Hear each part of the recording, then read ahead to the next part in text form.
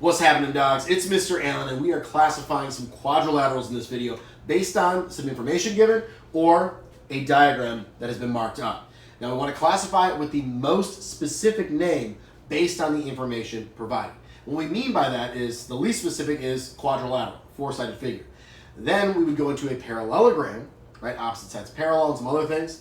And then that breaks off, I'm talking quadrilateral family tree, I'll pop it up here. That breaks off into your rectangle and your rhombus, okay? And then back down to the square, okay? That's the most specific quadrilateral we would have would be the square, okay? Now, on the other side of the family tree, we got those, the cousins that like moved away, right? They hang out sometimes. Well, we got the trapezoid and the isosceles trapezoid, and we also have the kite, all right? So most of the time, though, we stay in that parallelogram family. That's the immediate family, if you will. So we have four congruent angles. Well, let's see here. Four congruent angles. What does that mean? Well, I know all of my angles in a quadrilateral. They have to add up to 360 degrees, right? 300, I'm going to write that down. 360 degrees in a quadrilateral. And if I divide that by 4, because it's four congruent ones, I'm going to have 90 degrees for each one of those angles. And you might be like, ooh, bro, that's a square. That's a square. I know it. Pull the brakes. Did it say anything about all the sides being congruent? No. Did it say anything about the diagonals being perpendicular? Another property of a square as well as a rhombus. But since it's just four right angles, four congruent angles, or we could have said four right angles, I disguised it a little bit by saying four congruent angles make you think. This one is a rectangle. Okay, that's the most specific name, rectangle. Boom. Okay, cool. Next one. Diagonals bisect each other. Well, where do the diagonals bisect each other? And we're going to think the most specific name here. In a square, they bisect each other. In a rectangle, they bisect each other. In a rhombus, they bisect each other. In a parallelogram, they bisect each other. That is the most specific. Okay, so it's a parallelogram for this one. Parallelogram. I don't know why I just kind of sang that, but I did. All right, so that was a parallelogram. The diagonals bisect each other there. That is the most specific name that we could give it, because if I said that it was a rectangle, I'd also have to say perhaps that the diagonals are congruent, or that I have four right angles, right? If I said it was a rhombus, I'd have to say something else, like all four sides are congruent. So by only saying that the diagonals bisect each other, the most specific, the furthest down that family tree I can get is the parallelogram. Can't make it too far. All right, let's go green now. Diagonals bisect the angles. Well, when does that one come into play? Well, in a parallelogram, I don't know that. A rectangle, but in a rhombus, the diagonals do bisect the angles, okay? If I were to draw that up right now, or a little rhombus action, all four sides congruent, these guys, whoa, oh God, I missed that terribly.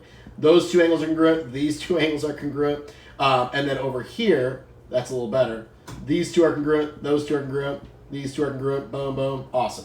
My opposite angles are congruent, but the diagonals also bisect those angles. It happens in a rhombus, it happens in a square. The square is more specific, so I need more information to classify this as a square. So the first I can get is a rhombus. Rhombus.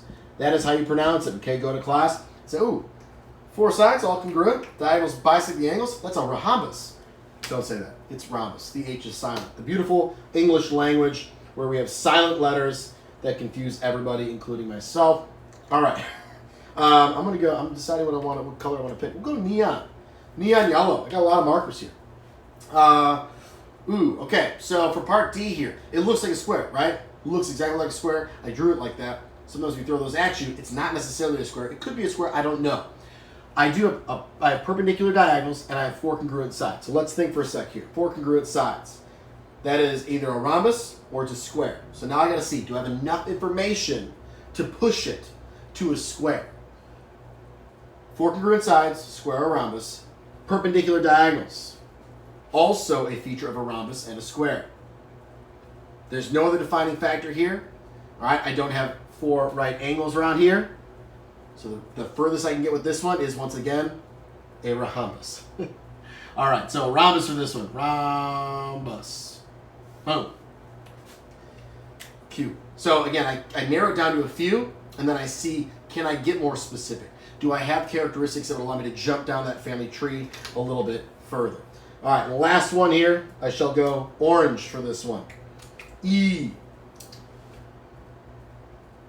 See here, my diagonals appear to be not only congruent, but they're also bisecting each other, right? Because these two are congruent, these two are congruent, all four are congruent. If I add them up, the diagonals will be congruent themselves. So let's think about our quadrilaterals with congruent diagonals as well as bisected diagonals.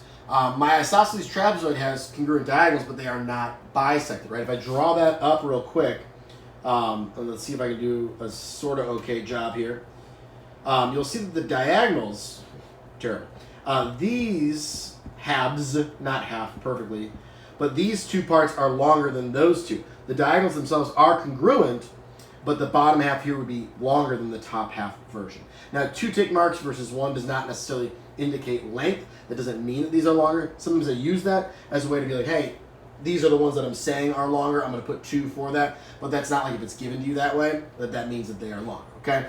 But I do use that as a little bit of a teaching tool at times. So this guy, out of it, right? Not part of it. So we're either let's see here, congruent diagonals would be a rectangle has congruent diagonals. That's why it's my favorite quadrilateral. It's the most useful. We use it all the time in trades for squaring things up. If I got diagonals that are congruent, boom, you got a rectangle. If they're not, probably got a parallelogram.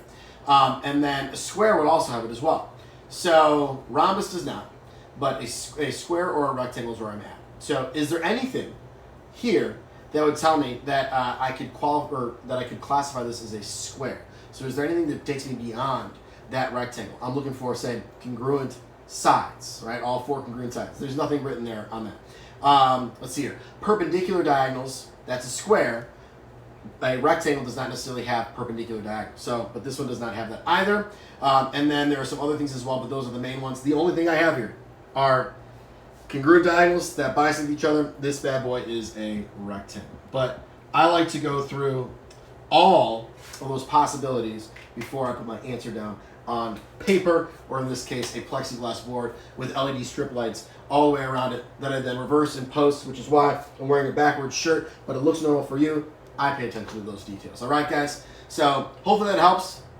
Love classifying quadrilaterals. It is a challenging thing, though, because you really got to have that whole quadrilateral family tree internalized in that cabeza of yours. But thanks for watching, you guys. Have a wonderful day, and stay dope.